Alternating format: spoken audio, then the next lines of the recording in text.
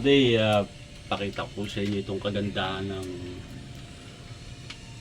nagawa namin na to, no? Actually, ito naman ito, kabubuhan po nito po yung kalanan. Tsaka narinig ba, parang may mga sounds siya na sumisipol na ganun. Ito naman, ito na yung mga pops to. Lagay ko lang ito dyan. So, ayan. Ito yung tikin nung araw, tawag ano. Ngayon, may natira kagabi na, no? Ayan po, naiinit na po siya mga pops. Yan kagandahan niya, no? So, hindi na, ibig sabihin, hindi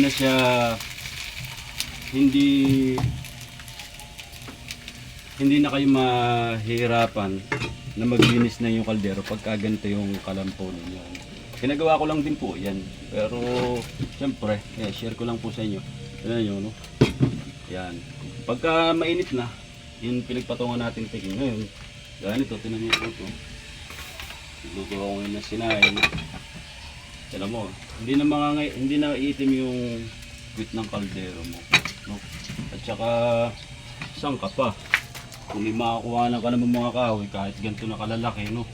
Sa akin, ganito ang ginagawa ko rin mga popsi. Kaya nyo po ito.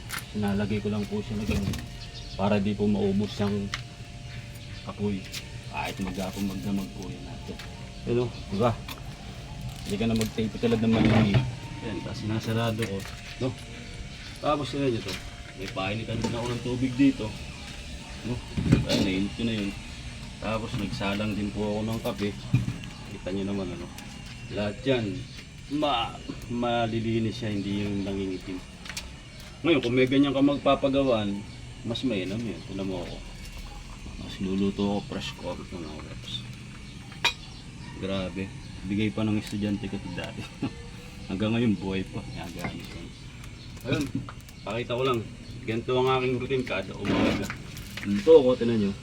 Mas mahaba po ito. Baka siguro mga 1, 2, 3. Mga 3 ruler po ito.